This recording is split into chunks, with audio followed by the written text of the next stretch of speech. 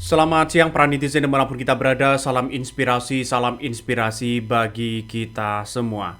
Setelah di beberapa daerah menggema turun ke jalan untuk mengadili seorang Jokowi, ada yang paling urgent ya, ada yang paling krusial ya. Salah satunya ada pemberitaan yang cukup menarik bahwa makin ramai setelah sirkus ya untuk mengadili Jokowi turun ke bawah ya, rakyat turun ke jalan. Kini ada demo di depan rumah Jokowi. Wah, apakah benar seperti itu? Ya, apakah benar ada demo di depan rumah Jokowi? Saking rakyatnya untuk mengadili seorang Jokowi, apakah seperti itu? Nah, ini yang kita lihat realitasnya. Makanya tidak heran ketika di Jatim, ketika di Jabar, ya, ketika di Medan, ya, di Sumsel dan sebagainya, di Jakarta dan bahkan di Jakarta, itu masyarakat banyak yang turun ke jalan, mahasiswa banyak yang turun ke jalan untuk mengadili Jokowi sebagai bentuk pertanggungjawaban. Tidak heran, ya, tidak heran kalau ada orang yang kemudian seperti itu. Makanya orang-orang selama ini begitu kan ya, orang-orang yang selama ini muncul ya di apa namanya di tatanan kita begitu kan ya, mulai dari mahasiswa itu turun ke bawah di situ untuk minta keadilan. Nah, keadilan dalam segi apa? Karena Jokowi ini banyak yang kemudian dilaporkan oleh lembaga ini, lembaga itu dan sebagainya, tapi tidak pernah diperiksa, dan itu yang kemudian dituntut oleh masyarakat dan bahkan mahasiswa. Nah, inilah yang akan terjadi bahwa ya di negara kita mungkin agak mirip dengan negara-negara lain. Artinya, kalau ada nepotisme, ada yang kebal hukum, dan itu masyarakat sendiri yang mengadili itu. Tidak heran ketika ada orang yang kemudian melakukan demo sana-sini begitu kan, sebagai bentuk perlawanan bahwa kekuatan itu berada di tangan rakyat. Itu semuanya saya kira ini akan menjadi akan menjadi catatan penting bagi kita ya sebagai rakyat Indonesia begitu kan ya. Apakah sebagai mantan presiden di situ akan bisa diadili? Ya, ya di negara kita tidak ada yang kebal hukum ya. Di negara kita tidak ada yang kebal hukum. Makanya orang-orang itu ya masih berpatokan ya, walaupun banyak ingin mengadili seorang Jokowi begitu kan ya, bahwa di situ ya memang kita harus periksa, dalam artian ya tidak ada yang kebal hukum di negara kita. Makanya kalau Jokowi ini diperiksa, masyarakat puas ya, karena secara implisit tidak ada temuan untuk memperkaya diri ya, walaupun jurnalisme investigasi OCCRP di situ, maka kemudian ya tidak ada yang kemudian ditemukan. Tapi faktanya ya, fakta di lapangan begitu kan, masalah supremasi hukum, masalah dugaan-dugaan yang muncul sana-sini, bagi-bagi jabatan begitu kan ya, di era kepemimpinan seorang Jokowi, nampaknya apa salahnya kalau diperiksa? Masyarakat ya berhak mengadili itu, karena ya semua apapun digaji oleh rakyat. Jadi apapun yang digaji oleh rakyat di situ, berhak masyarakat itu mengadili ini semua. Tapi yang kita lihat ya, tuntutan-tuntutan yang kemudian muncul hari ini adalah ya tuntutan masalah soal hukum ya, Jokowi harus diadili ya hukumnya. Terus kemudian masalah banyak kemudian kasus-kasus besar yang kemudian muncul di era Prabowo. Dan bahkan ya soal pagar laut, soal kong kali kong sana sini begitu kan ya. Dan itu siapa sebelumnya, siapa yang mesti disalahkan? Ya sebelumnya lah. Ngeri-ngeri sedap pada akhirnya bos ya, ngeri-ngeri sedap.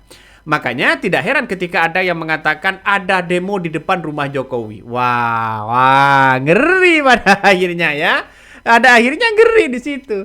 Tidak heran ada coretan-coretan sana sini ya, mulai dari Jawa Timur sampai ke Jakarta, Medan ya, Sumut dan sebagainya. Banyak coretan-coretan yang kemudian adili Jokowi. Nah, inilah sebagai bentuk perlawanan masyarakat ya. Karena Jokowi ini kalau nggak salah ada 7 laporan ya kepada Jokowi dan keluarganya, tapi tidak pernah diproses. Ini yang mungkin dianggap sebagai kebal hukum ya. Tidak ada yang kebal hukum di negara kita, baik mantan presiden kayak mau apa dan sebagainya. Jadi saya kira ini yang harus kemudian pemerintah ya mengambil langkah-langkah yang baik bagaimana yang sebenarnya terjadi ya. Mulai dari soal-soal penegakan hukum yang ada saat ini. Saya apresiasi luar biasa kepada sosok Presiden Prabowo yang sekarang ini dikenal sebagai Bapak Hukum. Ya, apa yang kemudian dilakukan di rezim Jokowi begitu kan ya. Artinya orang-orang yang masih kong-kali-kong di rezim Jokowi akan dibersihkan dari sosok Prabowo. Mulai dari anggaran yang konyol, mulai dari pangkas efisiensi anggaran. Itu saya kira bagus ya, bagus di situ. Ya, saya kira masyarakat hari ini ya turun ke jalan tujuannya seperti itu. Ingin menyelamatkan demokrasi. Ingin menyelamatkan demokrasi. Coba kita baca ya komentar-komentar dari netizen. Banyak sekali pro dan kontra. Makin ramai setelah sirkus, kini ada demo di depan rumah Jokowi. Wow. Kalau ini murni demo depan rumah Mulyono bukan settingan. Nikmatilah keramaian demo itu, Mulyono dan suka itu dan di keramaian, Mulyono akan ditaur oleh rakyatnya dia sengsarakan sewaktu menjabat. Ngeri bos. Jadi kalau ada demo di situ ya saya kira tidak ada settingan. Berbeda dengan orang-orang yang kemudian muncul spekulasi hari ini bahwa itu begitu kan, datang ke rumah Jokowi. Apakah ini adalah bentuk dari settingan juga? Apakah ingin bahwa Jokowi ini akan dibaca orang-orang yang berpengaruh di Indonesia atau dampaknya bisa masih punya dampak? Saya kira juga tidak. Kenapa? Ya, biarlah ada orang yang kemudian membuat settingan, tiba-tiba datang ke rumah Jokowi, nangis-nangis, pelukan, minta foto, biarkan aja. Toh pada hakikatnya publik sudah tahu begitu kan, sudah cerdas. Ya biarkan aja mereka, kalau bisa jangan diliput.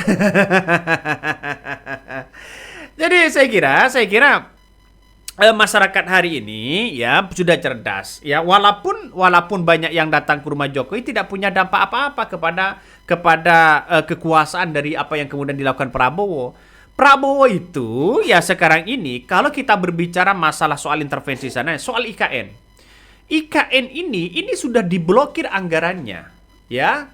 Menurut ya Menteri PU ya bahwa anggarannya diblokir. Menurut Sri Mulyani bahwa anggarannya tidak ada, uangnya tidak ada begitu kan. Ini yang benar mana begitu kan? Jangan-jangan ya Sri Mulyani memblokir karena uangnya tidak ada, atau jangan-jangan PU mengatakan ya diblokir karena memang tidak ada uangnya. Ini kan ada persepsi di situ begitu, maka kemudian ini banyak muncul spekulasi ya. Saya kira langkah Prabowo ini untuk menjadi efisiensi biar tidak ngutang lagi. Ini seharusnya dipangkas. Kalau perlu begitu kan. Tidak hanya yang dipangkas adalah masalah perjalanan dinas para pejabat. Kalau perlu begitu kan ya. Kalau perlu ya penambahan atau gaji dari para pejabat-pejabat yang tinggi di situ, ya kita harus potong. Ya, misalnya kita lihat saja kabarnya kayak DPR misalnya ya. Kalau dipotong ya silakan, lebih menjadi efisiensi di situ ya. Kunker sana, kunker sini begitu kan. Jangan lagi ada seperti itu. Saya kira dengan adanya ketegasan Prabowo ini, publik masih menanti-nanti di situ. Ya, inilah. Ya, yang masak ya kasih nasi goreng gratis kemana? Pindah ke EKN kah? Bagus di situ. Ya, masyarakat ya mengatakan ada yang pro dan ada yang kontra pada kenyataannya. Tapi saya berpikir dalam beberapa ini begitu kan, ketika 100 hari kepemimpinan seorang Prabowo, nampaknya Prabowo ini sangat-sangat luar biasa. Nah, lantas bagaimana dengan apa yang kemudian tadi disampaikan dalam beberapa berita itu? Apakah benar ada demo di depan Jokowi? Nah, ini yang mesti dipertanyakan dan jelas. Dari beberapa media ini, ya, maksud demo dan di depan rumah Jokowi itu nampaknya banyak orang yang kemudian beramai-ramai datang ke situ, begitu kan, ya. untuk sekedar ini ya. Sementara itu, aksi demo yang digelar di depan rumah Jokowi hari ini ternyata bukanlah demo dalam arti sebenarnya. Seperti yang terjadi berbagai kata Medan, Jogja, Makassar, Surabaya, Malang, dan menuntut pertanggungjawaban Jokowi. Ya, demo itu ya kan banyak macamnya begitu. Tapi masyarakat kan benar-benar mengadili begitu kan. Itu langkah yang bagus. Mungkin itu yang kami sampaikan ya, tonton terus channel Hodari Podcast Rakyat ini. Jangan lupa di subscribe.